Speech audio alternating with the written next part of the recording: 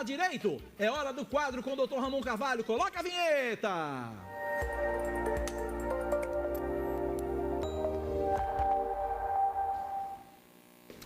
Tá aí, portanto, o Dr. Ramon Carvalho, ele que é advogado, advogado especialista em direito civil, e você pode mandar sua pergunta para o nosso Fala Cidade, que você vai ter a sua resposta aqui com o Dr. Ramon. 981930808. Dr. Ramon, boa tarde, bem-vindo ao nosso Fala Cidade. Satisfação, revelo. Muito boa tarde, Cacá. Muito boa tarde, telespectador. É um prazer todo meu.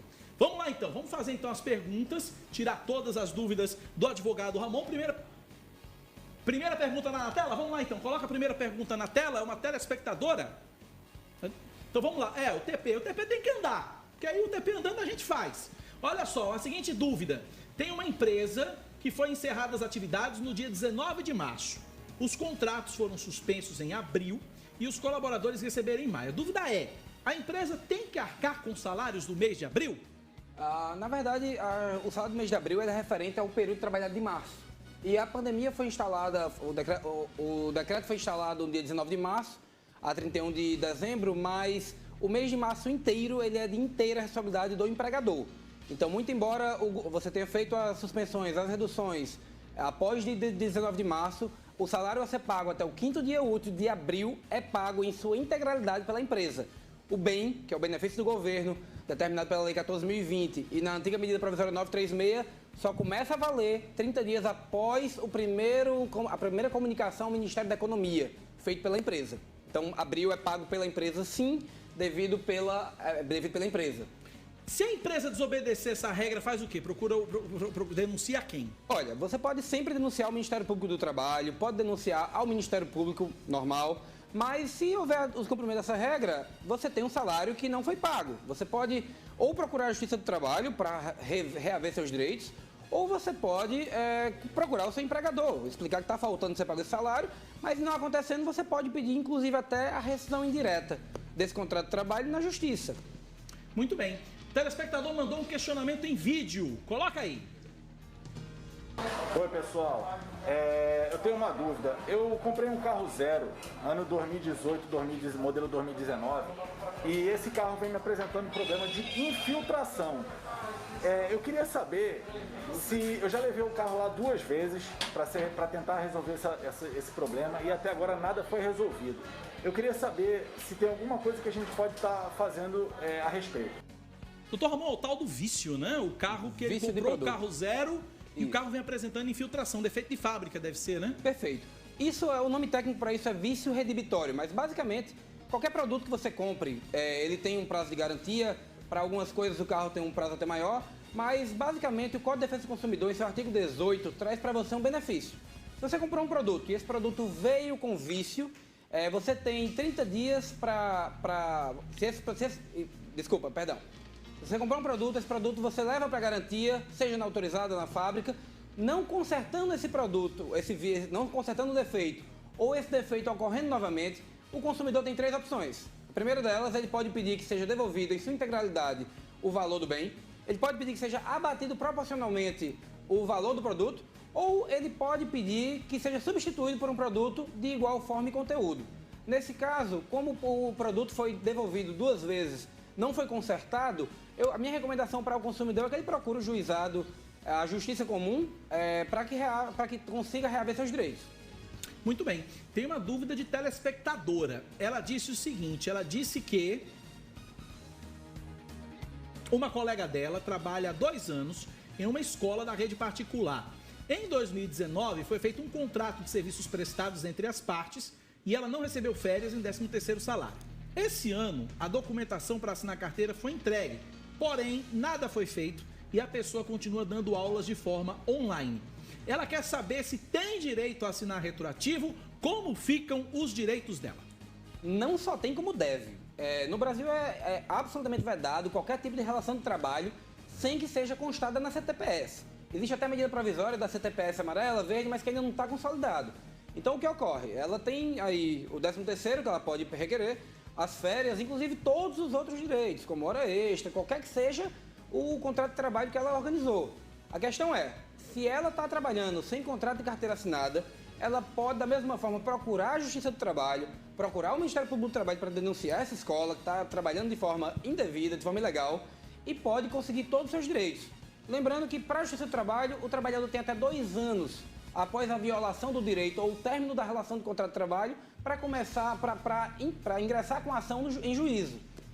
Muito bem. Olha, você está vendo aqui esse QR Code que está aqui no cantinho da tela? Esse QR Code aqui, ele leva você direto para as redes sociais do Dr. Ramon, para o Instagram do Dr. Ramon Carvalho, tá? Se a sua pergunta não for feita aqui na TV, ou se você não quiser fazer a sua pergunta aqui na TV, você pode fazer a sua pergunta direto para o Dr. Ramon no Instagram, tá certo? Ou então você manda para a gente aqui que a gente coloca no ar, 981930808, tá?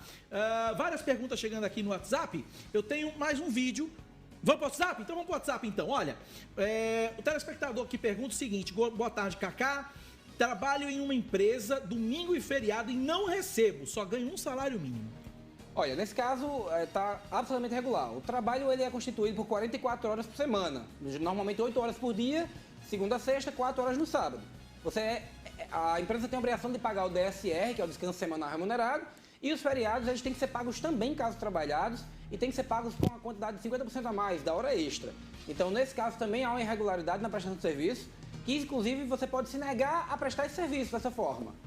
Vamos lá, o Davi, ou é David, quero saber se tenho direito ao DPVAT. Sofri um acidente de moto com a minha esposa e falaram que eu não tenho direito. Vai depender, Davi. Você tem que primeiro ter o laudo da Polícia Rodoviária Estadual ou Federal, atestando que o acidente ocorreu no trânsito. Você tem que ter o primeiro laudo do Hospital de Trauma que lhe atendeu da urgência.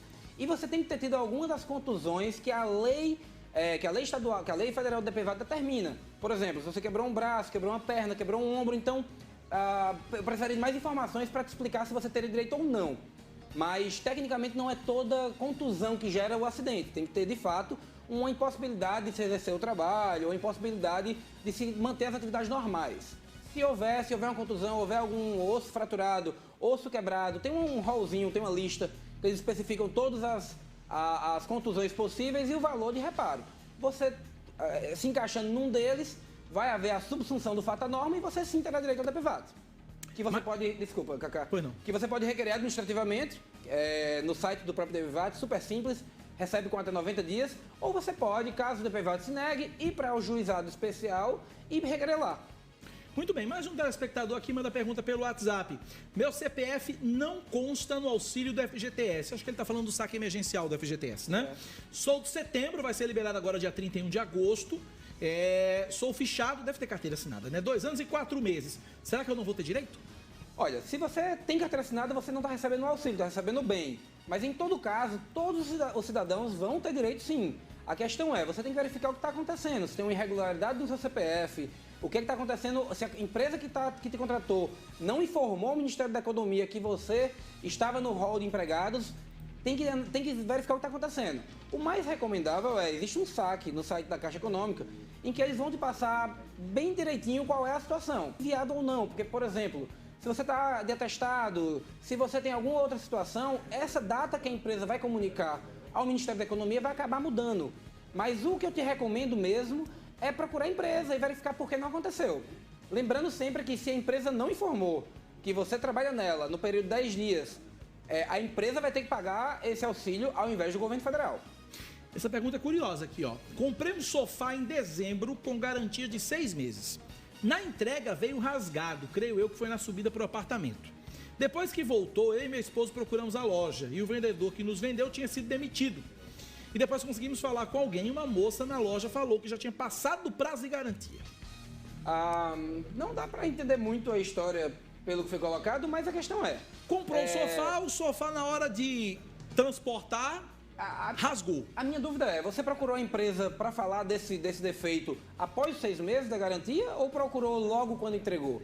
Se você puder explicar um pouco mais nessa pergunta, Cacá pode passar isso para mim, ou então vai lá no QR Codezinho, explica melhor a história que eu vou te responder lá pessoalmente, porque se você procurou a empresa no dia da entrega ou se tiver sido de fato comprovado que houve o defeito dentro do prazo de garantia, você sim terá direito. Mas se você de fato procurou a empresa para depois do período de garantia, não vai ter. Os únicos itens que você consegue aplicar a garantia depois do prazo de garantia são os produtos que têm vícios ocultos. Por exemplo, você compra um carro e descobre depois de um ano que o carro veio com motor, um problema de fábrica. Então, nesse caso específico, você teria o prazo estendido após o vício ser evidenciado. Como a casa também, você comprou uma casa, a casa tem, por exemplo, encanamento de casa tem garantia de 5 anos. E você depois apenas de 7 anos percebeu que há um defeito no encanamento que não foi feito. Como esse vício ele não é aparente, você tem a extensão. Mas no caso do rasgo no sofá é um vício aparente. De fato, você teria que comprovar que foi na empresa no período de garantia e teve a negativa. Muito bem. Tem mais uma aqui, ó. Trabalho com óleo e graxa, não recebo insalubridade. Tem o direito? Olha, óleo é lubrificador, né? Tem a NR 936 do governo federal, determina o rol de itens que de fato dão a insalubridade ou não. A questão é, a empresa está te fornecendo EPI para lidar com esse óleo e graxa? Existe, se eu não me engano, essa pergunta também eu vou deixar para responder os tipos de óleo pelo Instagram ou pelo WhatsApp daqui, mas existe um rol dos óleos que tem um nível de acidez pH acima de 7,5, 8, que é considerado para fins de cálculo da insalubridade, e tem outros óleos, como o óleo normal de carro, eu lhe asseguro que ele não é. Até porque ele não traz nenhum dano lesivo à pele. Óleo, ele é lubrificador, acho que ele deve trabalhar com óleo de veículo. Acredito que não. Agora, tem óleos que usam, por exemplo, para a parte de ar-condicionado que tem, ou que tem um nível de acidez maior. Tem como tu especificar qual é o óleo que você trabalha para a gente poder dar uma resposta mais precisa? Bom, a gente tem um vídeo aí do telespectador, pro Dr. Ramon orientar. Vamos ver. Bom, eu estou na Cefaz aqui, na Latam, para pegar uma mercadoria que está presa pela Cefaz com todos os impostos pagos. Continua a pouca vergonha do governo do Estado e o secretário da Fazenda do Estado em apreender mercadorias sem necessidade alguma, descumprindo súmula do Supremo. Aqui a imagem de vídeo gravada, ok? Na Latam. A culpa não é da empresa, a culpa é do abuso de poder dos auditores. Bom, a gente tem dois problemas aí, né? Uma mercadoria retida, e aí o telespectador já explicou que não é culpa da empresa, mas a gente tem um problema tributário aí, né? Existe, pelo que dá para ver, uma bitributação. O consumidor ele é obrigado a a pagar o imposto do local de onde vende e do local de onde recebe. Na verdade, Cacá, nesse caso específico não é uma bitributação. Existe um acordo... Está acontecendo, né? A bitributação acontece com outros itens, como o PIS e o COFINS, inseridos na base de cálculo do ICMS. Mas nesse caso específico, isso é, na verdade, um acordo do governo federal para ajudar os estados mais pobres do Norte, Nordeste e o Espírito Santo para que exista um repasse, uma distribuição do ICMS. Por exemplo, o ICMS é devido em 17%. Ficaria, no caso, 12% para São Paulo, 5% para os estados do Norte e Nordeste. Isso, na verdade, é até um ato de incentivo para os estados mais pobres, porque hoje, com o advento das compras online, tudo é comprado pela internet, tudo é comprado nos estados do Sul. O que acontece? Se isso estava acontecendo, isso estava esvaziando o ICMS do estado. Então não há, nesse caso, propriamente uma bitributação. Há uma divisão desse tributo para que fique entre o ente Rio, o ente São Paulo e o ente Paraíba, o ente Fortaleza. Há uma divisão. Mas o problema que ocorre aí é que o estado, na verdade, está retendo essas mercadorias em nível de aeroporto e nas alfândegas estaduais, para que o comerciante, o pequeno empresário daqui do estado, seja compelido a pagar o tributo para que possa tirar a mercadoria. Ocorre que o STF já consolidou isso, inclusive eu tenho várias liminares contra o governo do estado. Desde 2013 eu venho brigado com isso de forma ostensiva para liberar essas mercadorias, porque só existe a possibilidade de prender mercadoria se ela tiver com... se for falsificada, se for objeto de contrabando, se for alguma mercadoria ilegal. Se você enviar, por exemplo, maconha pelo transporte aéreo, essa mercadoria vai ficar apreendida. Mas o Estado apreende a mercadoria regular, obriga o comerciante a procurar a Cefaz gera o tributo e você paga. Ocorre que esse tributo é devido, inclusive, mas o momento de pagamento é outro. Na verdade, o governo do Estado deveria ingressar com execução fiscal para cobrar o tributo, caso ele não seja pago no tempo. O que ele faz é o contrário. Aí entra a questão não da bitributação, mas da coerção. O Estado segura a tua mercadoria, gera esse imposto para ti, enquanto você não pagar essa mercadoria não é solta e o comerciante fica prejudicado. Olha, o tempo da gente já acabou, mas só complementando a história do rapaz que trabalha com óleo e graxa, ele respondeu aqui, trabalha em usina, mexe com óleo asfáltico, óleo mineral e desengraxante. Salvo o melhor juízo, o óleo asfáltico, ele possui pH de 11,2 pela NR 936. E o óleo de asfalto, o que usa inclusive para fazer piche, ele acaba angariando sim o direito do trabalhador de receber por insalubridade durante o período de trabalho. salvo me engano, é de 20% da insalubridade pelo óleo asfáltico. Gente, olha, não dá para fazer todas as perguntas aqui no programa, mas você pode fazer o seguinte, tem exatamente este QR Code, tô apontando pro lado certo, Jesus Amado? Ó, tem esse QR Code aqui, que você pode apontar a câmera do seu celular, você vai direto pro Instagram do Dr. Ramon. Você vai direto pro Instagram do Dr. Ramon, manda a sua pergunta, você pode mandar por direct, pode mandar num comentário. Dr. Ramon responde todas as perguntas com o maior carinho do mundo. E semana que vem, quarta-feira que vem, ele está aqui de novo, toda quarta-feira. Dr. Ramon está aqui para responder perguntas sobre direito do consumidor, direito do trabalho, o direito que for.